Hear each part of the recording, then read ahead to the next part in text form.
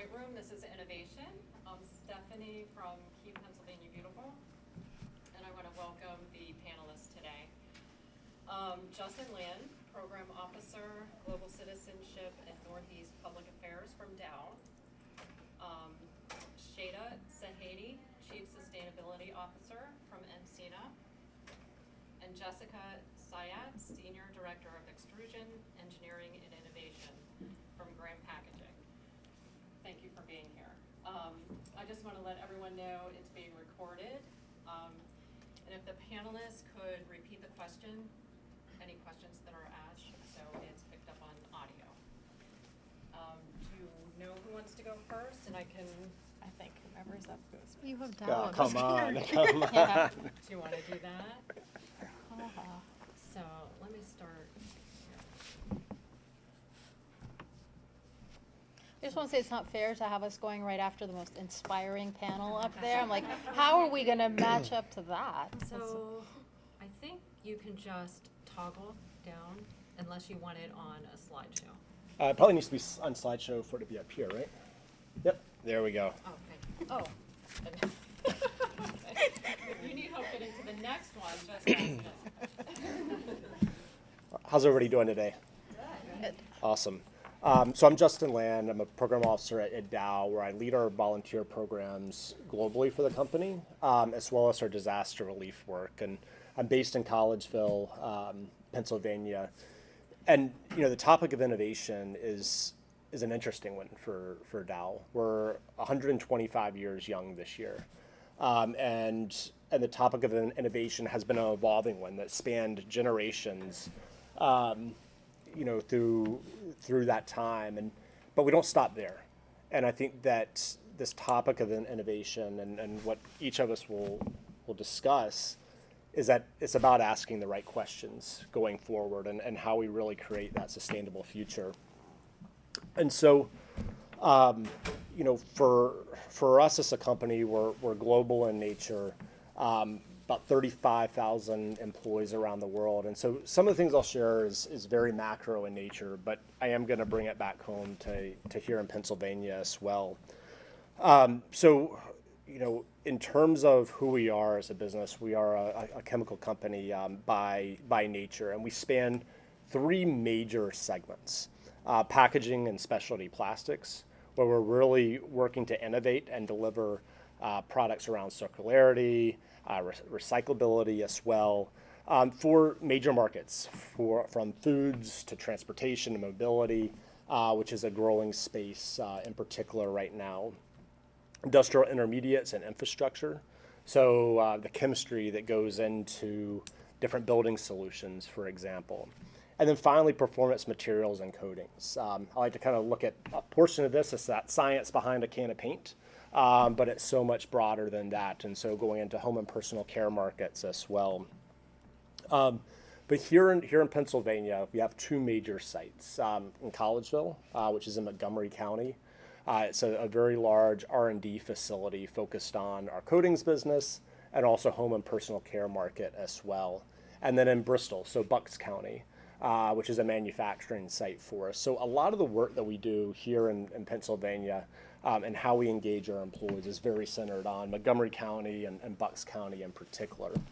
But when we look at ourselves as a company, and actually each of us here in this room, we're up against a lot. There's a lot happening in this world, and a lot of trends that span the globe: food scarcity, waste in the environment, that there's no simple answer. And this is something that, as a company, we're really looking at: how do we create a sustainable future? How do we address these challenges?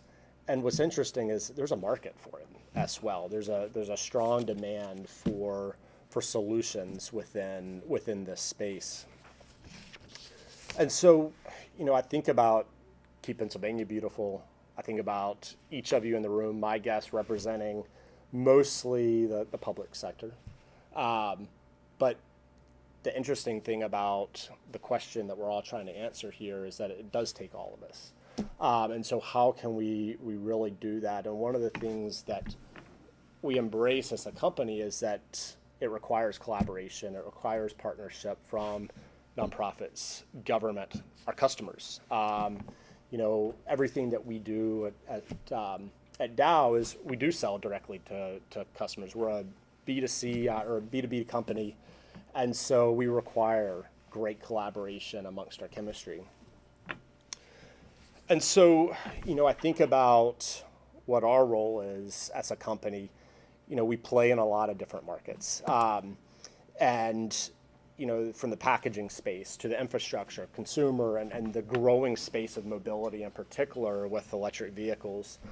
And we see this market around sustainable innovations substantially growing in the future. I mean, our customers, I'll give some examples shortly, are really demanding this. And so when we look at waste in the environment, what we're really here about today, we know that stopping it and solutions revolving around it can't wait. And so our strategy as a company is really around keeping plastic waste and waste in general out of the environment, increasing impact through partnerships, and then also delivering circular economy solutions. And so just giving you the full snapshot here, I'm not going to go through what's on the slide, but in October, we announced enhancements to our sustainability targets. And part of that was to commercialize 3 million metric tons of circular and renewable solutions annually. This is an increase from 1 million that we had previously announced. And we're doing this through pretty significant investments in key technologies, infrastructure, and strategic collaborations. And, I think about some of these investments, they're really all about what we're trying to figure out. How do we make recycling more accessible? How do we actually have in markets for different technologies as well, which I know will come up in this discussion today. But one that I really want to talk about and weave a needle through starts with our partnership with the Alliance to End Plastic Waste. This was created in 2019 that brought together some of the world's largest companies, not just to talk together, but to invest, to collaborate, to bring together government and other nonprofits around this issue of waste. And, I think about a conversation that I had in 2019. Part of my job at Dow is I oversee our partnership globally with Habitat for Humanity. And the conversation was between a colleague in Latin America and Costa Rica, Habitat, and a concrete manufacturer, and also an organization called CRDC. And the focus was on building affordable housing with bricks made out of recycled plastic. And at the end of the day, 100 homes were constructed. But what's interesting about that scenario is that this was a testing ground. This was a proving ground for this technology to be able to use plastic that either was hard to recycle, couldn't be recycled, to create this building product. And since then, since 2019, Dow's invested in a similar project in South Africa to continue to grow and not just build homes and build the industry, but to really test and pilot the whole process. And so bringing it back home here, just last month in York, a similar facility from CRDC that received significant investment from the Alliance to End Plastic Waste with significant Dow support as well, to do the same thing here at a much greater scale. And so I think when we talk about innovation, is that sometimes you have to start small. You have to test it. You have to prove it for it to continue to grow. And just in the interest of time, I won't get into our volunteer program, but I think it'll come up in questions. So with that, I'll turn it over to one of you, paper, rock, scissors here. Whoever comes up first. See whose slides are next.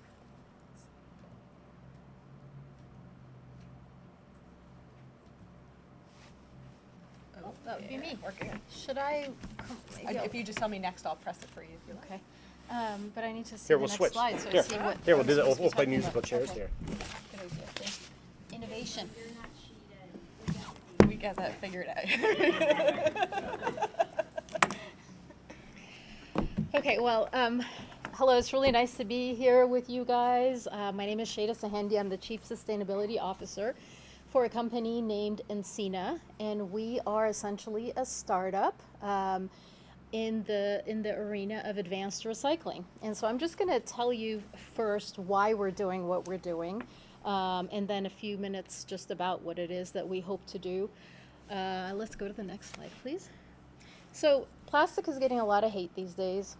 And what I wanted to do was just take us back to the eve of World War II, where we had two chemical engineers having a conversation about plastic. And they ended up, I think, writing a white paper of some sort. And I just wanted to share with you the sort of kind of idyllic vision that they saw for what plastic was going to do for the world, right? So they're talking about the plastic age being next. So this is right when different polymers were getting discovered, right? A world of color and bright shining surfaces, unbreakable toys, rounded corners. Oh my God, rounded corners. Like who would have thought, right? Unscuffable walls, warpless windows, dirt-proof fabrics. I mean, these guys are getting really excited about plastic. Lightweight cars, planes and boats, and it just goes on. And it ends a little kind of darkly, but the point is that we take so much for granted about what plastic has enabled in the world, right? And so what I want to say is we've actually accomplished most of these things. I mean, most of these things that are being talked about here, like they are just the unimaginable sort of end of joy products, are in our lives every day, right? And so, next please. So what I wanted to start off was plastic itself is not evil. It's been a material that's actually brought a lot of good to society. And there are a lot of uses for which we may be able to find really good substitutes, and I think that's great, right? If we can find substitutes that function to meet the needs of the product and the consumer, and they have some sort of lower footprint, I think that is wonderful, and that kind of R&D should certainly be happening. But there are things, at least at this moment in time, that really need plastic, right? Dialysis needs plastic. There are a lot of medical, military, space and underwater exploration. They're just food safety purposes for which we are still working on substitutes. And so we have to acknowledge that this idea of like, you know, let's just ban plastic isn't really feasible or desirable in the short term. Until we have substitutes, we have to think of what do we do with what is out there and what needs are. And unfortunately, is it this one's? Next one. This one? Yeah, Okay. there you go. So, I'm self-sufficient here. What we haven't, if we can agree that in a lot of ways plastic is good, I think we can also agree that what's really not been good is our management of plastic, right? So that is our focus as a company is to figure out how do we enable better management of plastic? And the slide that's behind me basically shows the light gray is the amount of plastic that goes to landfill. The light blue is what is incinerated. And the dark blue at the very top, the super skinny frosting there, that is what is recycled. And there are a lot of reasons for that. But the fact is that, and this is an EPA graph, the fact is that that's kind of what we've been looking at historically. And when we think about demand for plastic, this is the projected increase in demand for plastic globally, right? So this is not an issue that's going away. So even though you hear a lot about banning plastic, you hear a lot about substitutes, that is kind of the 20%. The issue, the 80% of the issue is that we have a lot of plastic that needs to be around, that is already around, and we have to figure out what to do with it. So this is where my company comes in. We have developed an advanced recycling technology that is a chemical process. So the traditional mechanical processes are mechanical, so they're sort of more like shredding and sticking back together, to oversimplify, it's like not technical terms. And what we're doing is we're actually pulling apart the polymers into their monomers and reselling the monomers So the little building pieces, I always think of Legos. I'm like, if a polymer is a whole bunch of Legos, we just take them apart, sort of sort them by color, and then send, like the benzene goes here, the toluene goes here, and we sell it to manufacturers who take this stuff and can drop it into their process, so they don't have to crack it, they don't have to do anything else to it. They just put it into their existing processes, and that gives them a certain percentage recycled content or cyclical content, depending on what terminology you're using. And so the beauty of that is, on the one end, we're creating a marketplace, and we can take all the resins. So this is a key difference with mechanical. Most places, well, a lot of places don't have recycling. The places that have recycling can take 1s and 2s for mechanical recycling processes. We can theoretically take 1 through 6, or 7 is other, so 1 through 6, I'll say. But what we're doing is focusing on not the 1s and 2s, which have adequate resources in mechanical, but the ones that have no home right now, right? So what we're looking at is, how do we complement what's happening to make sort of the whole, make the whole puzzle work. So we are trying to, and this is now back to like at the beginning where why I'm here, is that we are trying to have our first facility be built in Pennsylvania, in Point Township, very close to Danville. And we have a 100-acre site there. We're going through permitting right now. And the idea is that we would work with MRFs in the region, New York, New Jersey, Philadelphia, everywhere that is within a certain radius. Take in their sorted plastics. We will send the 1s and 2s that have come to us over to mechanical processors, and we'll take the rest of it. We will wash and sort and put it through our process, and on the other end, we'll have the chemicals that we can provide to manufacturers to increase their recycled content. By doing this, we are significantly increasing the kinds of plastics that can actually go through recycling. We are hopefully creating value from what was waste, which means the market will start kicking in and people will see more reasons for collecting and delivering the plastics. So it's no longer waste, it's something that there's value associated with. And we're also cleaving the connection with petroleum, because with what we're doing, we're getting it back to essentially the virgin quality petroleum product you would have had if you had drilled and processed the petroleum. So now we can have plastics for critical uses without being reliant on any new petroleum being drilled. So to me, this is one of these, it's just like the composting example, where it's like everybody's winning, right? You're creating a system that takes care of several problems, and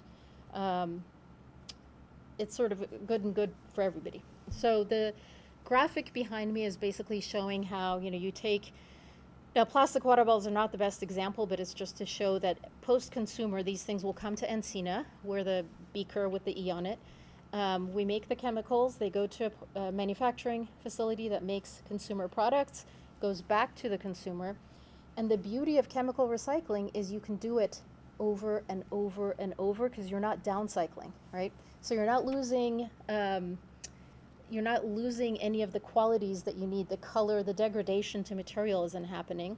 So whereas with mechanical recycling, you do it a couple of times and you kind of end up where you were to begin with, because now you have stuff to get rid of because you can't keep recycling it. With ours, I call it infinite. The lawyer side of me is like, oh, you can't call it infinite, so well, it's kind of infinite. So long time over and over recycling is what we're enabling.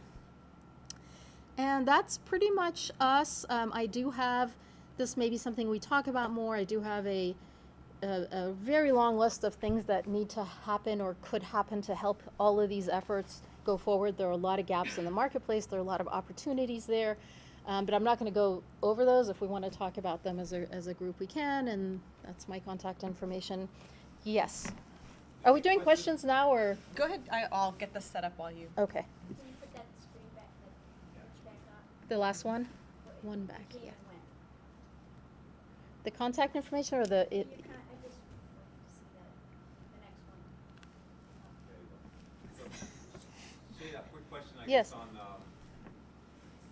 your manufacturers that buy from you guys the materials as opposed to going sort of fresh oil from the ground, right? So I can't imagine, that's not like planting trees for them, so there's no carbon offset there, but I imagine it's sort of neutral from a carbon utilization standpoint, if I can say that. I'm just curious, you can't claim carbon credits for that, because again, it's not planting trees, but they're not at least using new, plastic, they're using recycled plastic, right? They buy it from you. So I'm curious what benefits there are, what they can claim, and how can that sort of be burgeoning into an even greater, Yeah, so I think to repeat that, let me know if I capture this right, but what is the benefit to the manufacturer, because they're not really able to claim carbon credits per se, so why are they? I don't know, I'm curious. What? Yeah. Yeah, so there's a couple parts to that. One is, in the US, what we're finding is that manufacturers and really customers are looking for products that have some recycled content, right?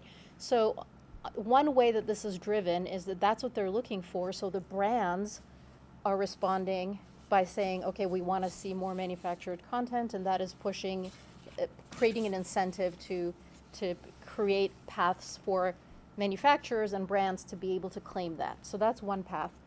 The other path that we're seeing more in Europe is that there's basically kind of a green premium.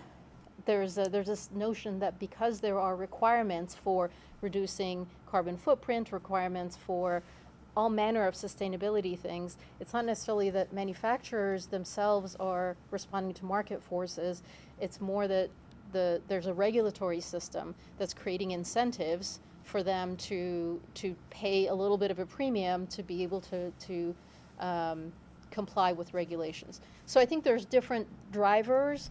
The carbon footprint is, as sort of comparing our LCA, our life cycle analysis, if we compare ourselves just to getting to, let's say, one of our products from virgin petroleum as compared to ours, in some instances we're very close, and in some instances we're lower. It kind of depends on a few factors. So it's definitely, we think by the time we're up and running properly, we're going to be lower. And then what you have to keep in mind is not only is our process a lower carbon emitter, but there's no real good way for capturing this, but there's the avoided emissions and all the avoided impacts of the drilling that we're no longer having to do. And that's a little bit hard, it's like you can't come up with a pithy statement about how by using us, is not happening, and that means this other bad thing isn't happening. But it's an important part of the picture, right? The avoided things that would have happened if these options weren't there. So there's all manner of drivers, in other words. And I think once we are hoping, we're knocking on wood, we're hoping to be operational in Point Township in 2025. And I think to a certain extent, we're on the bleeding edge of all of this. So we'll see who's contracting with us for what reasons and have a little bit more to share about our learning and data once we're at that point. Awesome. All right. Well, good afternoon, everyone. My name is Jessica Zayatz. I'm a Senior Director of Engineering and Innovation at Graham Packaging Company. And so, like my friends here on the panel, we're here to talk a bit about plastics and what they do for our lives today, and how Graham Packaging uses innovation to drive the reduction of plastic, the improvement with regards to post-consumer regrind, and many of the other things we do in the community. So Graham is the leading manufacturer of sustainable packaging, and so we're really focused in two main areas of plastic packaging. PET technology, so what we call the RIC1 or polyethylene terephthalate, which is a highly recyclable plastic that we use in many of our food and beverage containers. And then also polyolefins, which kind of groups together our high density polyethylene, which is our the RIC2, as well as polypropylene, which you see often marked as 5. And so with each of these containers, we're really talking about the support in a number of different areas of our markets. So one is we do see spaces in industrial. So you're going to expect to see that in things like automotive oil, quarts and multi-quart bottles for changing your oil in your cars. But we also serve markets where the packaging has an extreme effect in the industry and the way that we're able to protect food. So that may show up in things like our food and beverage, our dairy and nutrition products, and ultimately into our home care spaces. And so as we talk about how packaging affects our organization, we're talking about some of the largest partners in the world with regards to not only the packaging needs and what you guys see as consumers, but also in the partnerships that they set with regards to improvements in PCR, in greenhouse gases, and their effects in the environment. And these relationships are very far-reaching. We're not talking just here in the state of Pennsylvania, but this is an organization that covers world companies across the globe. And in this space, we're talking about containers, for the most part, that are going to be in North America, but we do have facilities in both the European market and in Brazil. And really, when we talk about packaging, we're making empty plastic bottles. So your goal with packaging is you want to make those bottles as close as you can to the place they're going to be filled. You don't want to be trucking empty bottles long distances. And so the reason why you see so many facilities on this map is that a third of our facilities are actually on site with the individuals that are going to be filling that packaging. So we can affect greenhouse gases not just by including things like post-consumer regrind, via mechanical recycling or advanced recycling, but we're also looking at it in a lot of other ways. Pennsylvania is near and dear to a lot of us because actually Graham Packaging's corporate headquarters is in Lancaster, and our technology center is a little bit north of York, but in Emmetsville. And so we're talking about these two locations being the main hub for our employees with regards to engineering, developing new products, manufacturing, and also developing those innovative solutions. There are a couple other things we do in Pennsylvania. If you didn't know, Graham Packaging has a recycling center in York.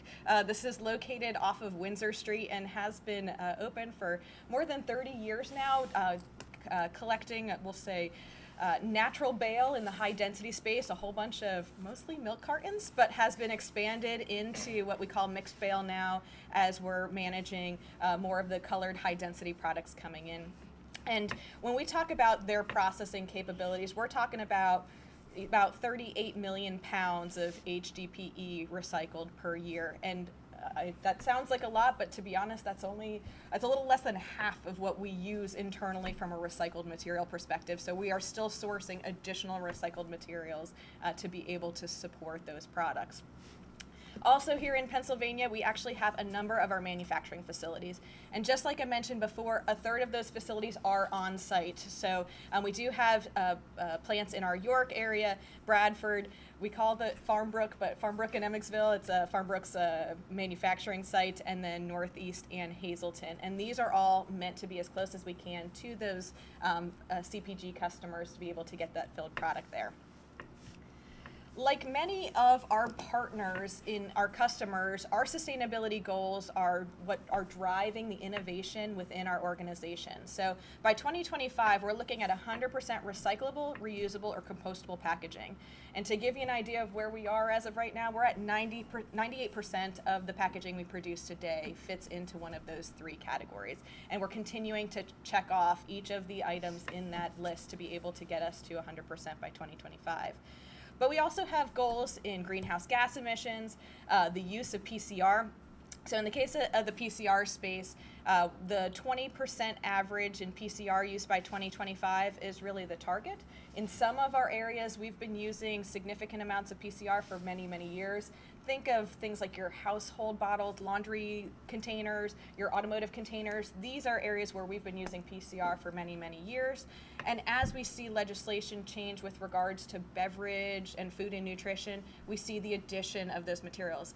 The key there is it's food grade post-consumer regrind, so it is something that is not always easy to get. And as we talk about things like advanced recycling, that's a fantastic place to be able to do that because you still get the great food protection, the functionality that you need from that material, but then you're also able to do it in a way that protects the products inside. And then last but not least, with all of our manufacturing facilities, we're also looking to improve energy intensity reductions as well. So in the case of recyclability, this is something that comes off quite often for us because, one, everybody loves to flip over that bottle and say, okay, because it says 1 on it, it means it's recyclable. And to be honest, that's not what it means. It just means it is made of PET. And so what we see in a lot of spaces here is that those RIC codes really don't mean what you think. And as we put recycled materials into the stream, you want to make sure that you're not putting all of these basically garbage materials into the stream. It's just making it harder on recyclables to be, or recyclers to manage the products that they're talking about. And so it's really important that we are able to educate consumers with things like the How to Recycle label that tells us what are we supposed to do with this package in order to make it recyclable.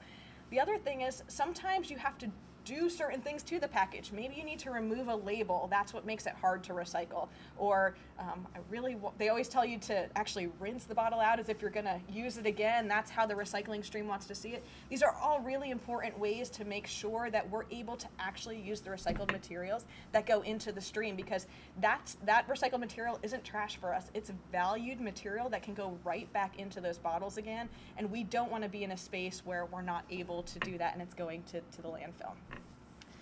So when we think about innovation, there's some things to think about in packaging itself. So innovations show up in a couple of different spaces for us. One place is in what we call food protection. So we have an innovation in this space called Thermoset. It is the ability to get away from using glass packaging for sauce containers, hot fill containers. And this really means for us, one, we're protecting the sauce. Two, we're reducing breakage, and three, we're talking about a completely recyclable product in the end. And so that offers, if you think about all of us in COVID and ordering online, these kinds of things just couldn't happen when you're talking about glass packaging. And so there's some really important pieces there. The second two are what we call lightweighting. And so this is really about taking packaging and saying, how do we reduce the amount of material we use in there completely? And so this offers things like technology in the bottom of the bottle, or reducing different material in different portions of the bottle to be able to give you the functionality you need. Nobody wants to like carefully open that water bottle and have all the water spray out, but we do a lot to packages that we don't think about. We make them take a lot of load, we drop them, we expect things to stay in the bottles. It's really important for us to make sure that those bottles still function the way that we're going to use them as consumers, but that we do it in a way that can be sustainable by reducing as much material as possible. The next one we see in there is RevPet. So RevPet is a refillable technology. So this is containers that we produce for Coca-Cola in Mexico. And what refillable technology just means to us is that that consumer is going to actually return that bottle. It is going to get washed, it's going to get refilled and reused again. And in refillable technology, it's completely possible. And we do certain things to the package to make it not look like it's aged, scuffed, so that way consumers aren't like, ooh, I don't want to buy that one off the shelf. That one looks really old. This is our way to be able to offer technologies that keep things moving.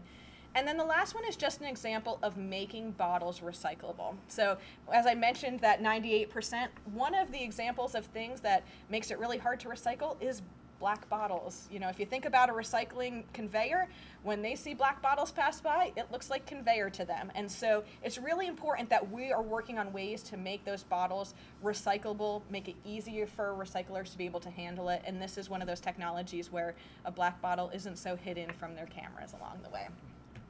And the last thing that I'll just mention is that our organization is one that is using the organization, the individuals in there to create a better tomorrow. And we do that through being able to offer volunteer opportunities and service opportunities through the organization. Now, we've got 65 sites worldwide. 100% of those sites offer a service event that we are participating in every year. More than 75% of them are doing 2 events. And here in Pennsylvania, because of our corporate headquarters, our tech centers, and a lot of our production facilities, we do things like kayak and clean on the Susquehanna. We do city island cleanups. We do tons of walks and support and watershed planting and things like that to be able to support the organizations and the community around us to make sure that we're doing what we can to leave the best mark on the world. So that's it for me. One thing I wanted to mention when you were talking about the resin codes. Yeah. I heard about some folks that are working. Are you having a hard time hearing in the back? Oh, okay. I heard about some work being done on RFID, or the little, is that what the black lines are? RFID? Yeah, so the QR code The QR functions, code yeah. stuff, so that people can, I mean, the resin codes are really confusing for the average person. And not only that, it's not just that it's confusing overall, but there's so many different recycling regimes in the country that based on where you are, 1 and 2 may be recyclable here, but not over here, right? And like just 30 miles away or whatever. So one of the things that I think is a really exciting possibility for that enables the use of cell phone technology is having the codes on materials that are fine-tuned to the place they're distributed or the place they're sold. And when you scan it, it will actually say this is or isn't recyclable in your community at curbside, but you can take it to the solid waste facility on 24th Street and they'll take it. So it's actually like pinpointing to and there's like privacy issues or whatever. It's pinpointing to your location to tell you exactly what you need to do. And I think I know this sounds kind of weird and like a lot of work, but I think if we get to a point where that's just sort of what we do, rinse something and be like, where does this go? I think that's going to make that a lot easier. Yeah, what Sheida's referring to, it's a project called Holy Grail. Sometime you'll hear it as Holy Grail 2.0. And Graham is actually working on it as well. So those QR codes, we're doing work where we actually embed them into the side of the plastic bottle. So instead of a single QR code, it's actually a texture that you wouldn't even notice from the naked eye, and you can then scan just the side of the bottle. It obviously would work on the label too, like you can print it in inks and things like that, but we're doing that technology because, especially in Europe, they're actually talking about going labelless. So instead of, labels are one of those things that often contaminate the mechanical recycling area. So going labelless, you want to be able to get that QR code and that scannability right into the side of the package, and we've done that testing on both the high density side as well as the PET side, which has been really clever. Right now, I would say its connection to the recycling is a little harder, as it means the recyclers have to change, but they're even looking about how do you talk to consumers using this technology, which is really a cutting edge to be able to do that right into a package that's going to get recycled. I feel like we've learned to do it with restaurant menus, right? Yeah. So it's like the same kind of, it's not so weird. You just pull it out and see what it says, and it can tell you, and it could have it could have the information for the retailers, it could be the price, there's a ton of data that could be in there that really makes the labels no longer necessary. And it's also interesting because even they're doing things with kids, right? So like you scan it and like the cow pops out of the screen, and now it's talking to you about the nutritional value of why you should be eating this yogurt for breakfast. So there's lots of really interesting ways to be able to use the technology, but the more you train kids to be able to function in this way, the more as they grow, it's just an expectation as they get to make decisions in life in the future.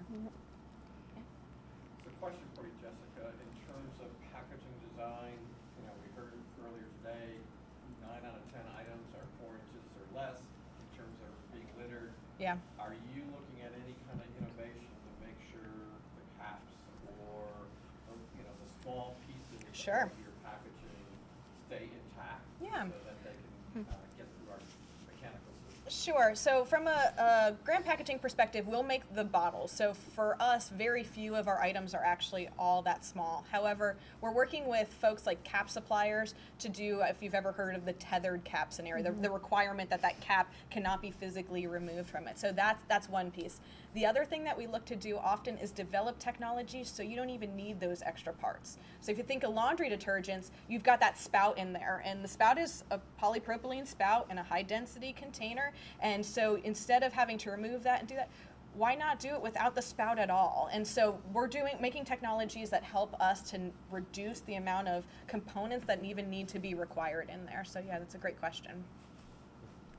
And another driver in the field is the extended producer responsibility, right? So that's one of the drivers of what people are doing is there on the state level. There's more and more conversation, and in some states statutes that say that if you are the producer or manufacturer of a product, you have to be able to take it back and be responsible for its disposal. So all of a sudden, those folks who are putting like tons of styrofoam in your box from whatever, a Wayfair, are like, oh my God, this is all going to come back to us, right? And then they start thinking, how do we create a system where when we get this stuff back, we can actually do something with it, right? And it makes perfect sense policy-wise because you're putting the onus on the people who are in a position to make different decisions. Whereas a consumer, you get this stuff, and I'm constantly in that. One of my sons gets injections, and I'm constantly getting medication in the ice packs. Yeah, it's like this much styrofoam, right? 10 ice packs for like 2 shots this big, and I'm like, what? If I could just send this, I've wanted to do that. Oh, Like, I know. I wanted to just be like, which Rite Aid location is this coming? Exactly, and I'm sending this back to you. That's exactly. So, yeah, so that's really helpful. You had a question. I think you had a question Well, first. I Yeah. have a question. So, we're all here about litter. We all care about litter and the problem with litter, and packaging obviously is part of it, but it's a lot of people polluting, throwing stuff out the window. But I'm interested in Sponsor a Highway, and in the state of Pennsylvania, like I live in Chester County, so I'm right near Collegeville, and I do cleanups in northern Chester County. Are your companies interested, or have they explored the Sponsor a Highway program through PennDOT? There's two vendors, like 422, that's a mess of litter. It's, PennDOT doesn't have time to get people out there. I don't see volunteers out there. I don't see any Sponsor a Highway signs there. Nobody seems to be addressing like those major thoroughfare, fairs in our area, the King of Prussia, a 422. You know what I'm talking about, 'cause you're in Collegeville, Yep. so. So not in Pennsylvania. We haven't looked at it. We do have an effort. It's called Pulling Our Weight, and it's a global cleanup campaign, probably similar to some of your volunteer efforts. Where this year we've set a goal of 125 cleanups around the world, and a lot of that happens in Pennsylvania, Montgomery County, Bucks County. But the pure goal of that for us is to be able to connect our employees to understand that local waste issue, but also to really help propel the education side and behavior change of waste. Definitely not something that we're opposed to. If you have information, happy to talk to you. We do. We do in some other states. We do some roadway sponsorships. That's what I see. I mean, again, I don't. Every market is a little Yep. different. But I've done 15 cleanups in northern Chester County, and so I'm just on the edge Yep. of Montgomery Yeah. County. And the busy roads don't have sponsorship by businesses. And as a volunteer, I'm not allowed to go there through PennDOT because this 422 is just too busy. Yeah. So they have to have either PennDOT to clean it up, or a Sponsor a Highway, which you're hiring an outside, professional litter abatement group to clean it up regularly. That's what's missing in that whole area. 422 leads right into Valley Forge National Yeah. Park. I like it. So, Yeah. as Close to it. business leaders, your own business leaders, I'm wondering how we can work together to, form partnerships to get you thinking about what more can we do in our own community. If you're taking the same roads I'm taking, Yeah, I don't think it's hard. I mean, to be honest, I think in particular for Montgomery County, like the Perkiomen watershed is a big partner of ours, and so I think part of it is recognizing that we can't be everything. Our footprint in Collegeville, we have 500 employees, which may sound like a lot, and it is. But then another way is it's not within the big Dow scheme. But very happy. I mean, if you have information, very happy to have the conversation. Whether or not we can do it, it's a different thing. But there's also a lot of other kind of players, companies that are investing in this space too, in that general area as well.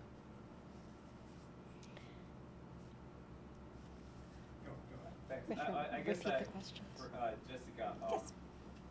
how do you answer, let's just say if somebody asks you harder questions, like your slides that you guys are, I think, leader in sustainable manufacturing. So how would you answer a question like, what do you mean by sustainable? Is it going to be around for hundreds of years? That's sustainable. Yeah. And you guys take something out of the ground that's, not replaceable. So arguably, right? Like, how do you answer that question? Sure. So when we harder questions, let's say, for somebody like you guys. Sure, yeah. So when we talk about packaging, there's a couple things to think about. Often, especially with the war on plastics, we're always questioning, well, instead of using a plastic bottle, we should go use this glass bottle because it's better, it's not plastic. Okay, except it takes more greenhouse gases to heavier. produce.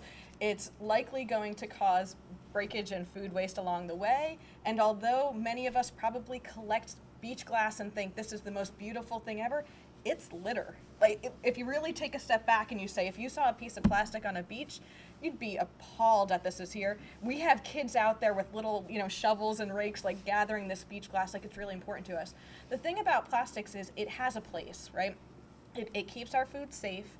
We can do it in a sustainable way that offers us the ability to use the least amount of plastic we can, that we can protect the food for as long as we can, and that we limit any impact to the environment. And the best way that we can do that is to include post-consumer regrind, to be able to use the least amount of plastic possible, and to make sure that we're helping our customers make good decisions.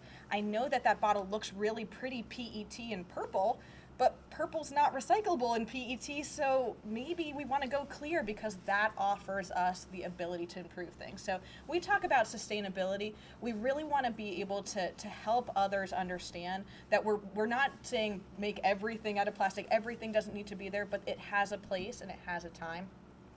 And the other thing to think about is we are manufacturing. And so just like all manufacturers in the world, we should be doing the right things about reducing things like energy, about making sure that we're not making waste internally. So when you produce plastic, you have scrap in your process. That scrap goes right back into the next bottle. We're not going and putting it out to the curb to throw it away. And so we need to be responsible from a manufacturing perspective to do that. And we're always looking for ways what the best way that is. So I absolutely appreciate that from a plastics perspective that it can get a really bad rap, but there's really good reasons why we use it today. And COVID was a great example. We went from everybody refill your bottles to no refillable anything anymore. And so it changed, as we change the way we react, we find different uses and different reasons for things. E-commerce, another reason why all of a sudden we see shifts in the way we work.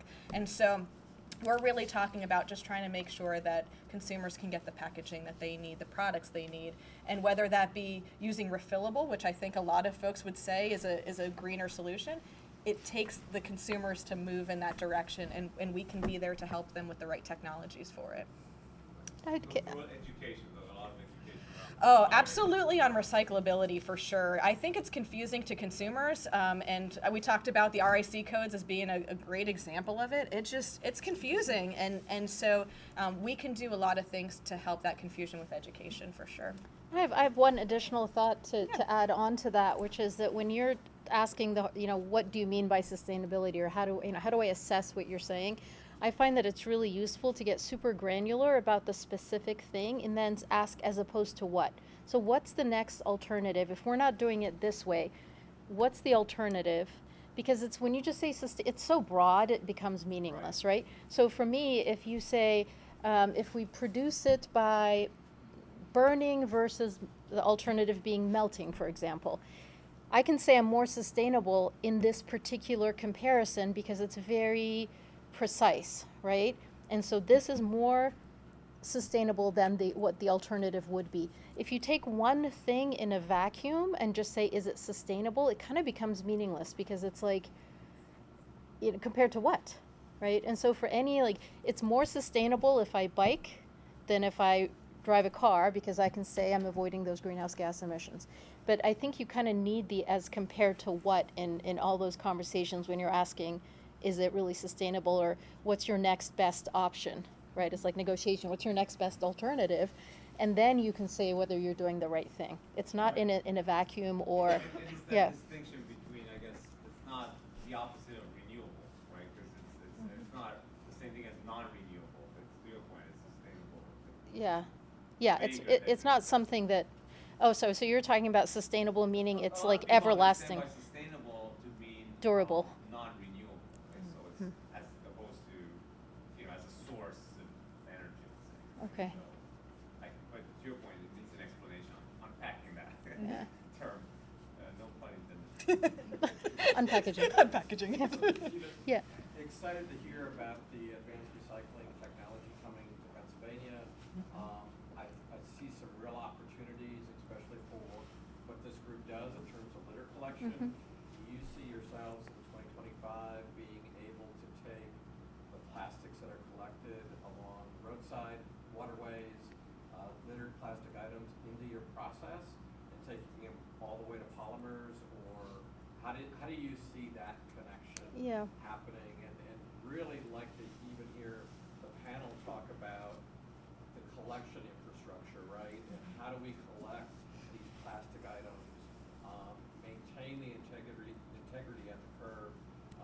kind of multiple questions within that, but really advanced recycling. I think some great opportunities to take the plastics of the environment, get that back to plastic polymers, if the commitment's there. Right, so the question was whether the kinds of plastics that we as a group concerned about litter would be getting off the roads or other places could go into a facility like we're going to be building. And what I'll say is that my personal secret long-term sort of evil genius plan is that I would like to get to a point where we can harvest plastic waste. So not only right now, right out of the gate, we're going to be working with MRFs, material recovery facilities, right? Because we need to be at a certain scale for our business to pencil out, right? So immediately we're not going to be dealing with much smaller scale input. So they're going to be kind of the bridge we, Players. So yeah. you're going first post-consumer, usually as opposed to industrial. No, then we're going. post-consumer, No, we're then- going immediately to post-consumer, working through regional MRFs. But what I would love to see once we're up and running is to take it one step further and do things like, how do we get the plastics out of the gyres in the ocean? How do we go to developing countries that have literally blocks of plastic? And once there's a market set up and once there's incentive for people to see value instead of waste, how do we actually mine what's trash out there and put it into our system? So, and it's at that kind of point that I can see once we have some infrastructure set up to take in the litter from different places, that I could see it happening. I think right out of the gate it would be really hard to do that because every time there's a cleanup program, I mean, we'd certainly take it, but just the logistics of figuring out how to get it to our facility and all of that might be challenging. But I think ultimately that's the perfect sort of circular economy idea, is harvest everything that's out there and put it into this renewal and reuse loop. And Keep America Beautiful, that's one of the areas we're really looking at is trying to collect some of these more difficult plastics that are in the environment, may have been photodegraded a little bit, but again, your technology should be able to capture Yep. some of that value back, and getting that stuff out of the curbside stream. So our MRFs aren't operating as efficiently as they can because they're getting so much other stuff. If we can collect that other stuff separately and get it to a resource like yourself, that's the innovation in technology. Yeah. I think you touched on it a little bit of just, breaking down the challenge of local cleanups almost. And, one thing that we've really spent a lot of time on with our Pulling Our Weight program is not to just say, here's how much waste was collected, but how much are we actually recycling as well and sending off to be able to be recycled. And my guess is each of y'all know is it's hard. It is really I don't care what hard. I was gonna say, our group's Um, 1,000 bags of litter. and Yeah. That's all I can do is get it bagged up with the volunteers and PennDOT Yep. picks it up. And I need a whole other group of people to just sort it. Yep. Mm-hmm. And then deliver it to a recycle facility. I don't have the manpower to do that. Yeah, and so, last year we were at about 12%, and that's global in nature. This year we're at about 13.8%. And we're really trying to figure out, how can we provide some, small scale financial investment to our teams around the world just to make better connections locally. And, these new innovations coming on, your work, work the Dow's doing can only help, hopefully sooner than later. But when we can't figure out this local challenge of access and doing it in an easy way, it makes it hard. It makes these bigger problems even harder sometimes. So I have a question, and somebody might have the answer. So I remember when I was younger, Pennsylvania had a return bottle program, and at some point it disappeared. I grew up in Michigan. It's pretty clean there. Maybe not Detroit, but when I go to Michigan, it's pretty clean because you go into the grocery stores. They got huge recycling center there where you just put your bottles in and your cans in, and money pops out. I guess you get money back. I don't know how it works, but that everybody is collecting the cans and the bottles there because there's value in it, and it's keeping the roads clean. Does anybody know? Has that ever have been talked? I don't know who would run it in the state. Does anybody know anything about that? Why it went away, or who can we talk to try we start it in one area? I don't know. I think it would have to happen at the legislative level, I would think. So your state rep might be a good place to start, but it's a great idea. I think it would be a big hill to climb. Yeah, by the time I die, hopefully. I mean, seriously, I have to start working on it tomorrow. There are 10 states in the nation that have deposit legislation, and where that money comes from is when you purchase that product, you're putting a deposit on it to get that container back. We Keep America Beautiful did do a study in 2020, and we found those states that had deposit legislation, there was half the amount of container litter on the ground That's and fascinating. 30% less litter. So there is some correlation there in terms of material value.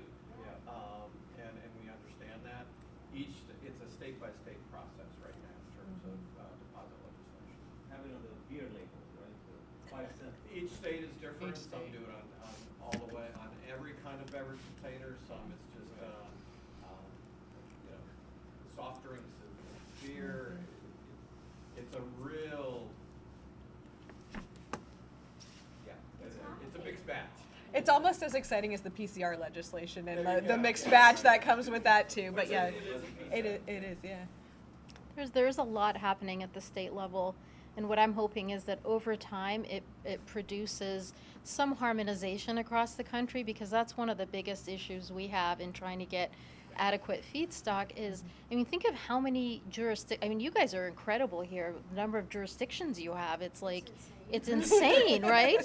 And so there's so many in one state, and you think about that then nationally, and if everyone's doing their own thing and what they pick to take and not take and how you do it, and if we had some harmonization, it would make it really much easier to come in as we would like to and work on a regional level and say, okay, this is a tri-state area or whatever state area, and we have some consistency so that we can be efficient about what we're taking in. And I'm hoping all this state activity, it's all over the map now, literally, but that it ends up creating some degree of harmonization over time.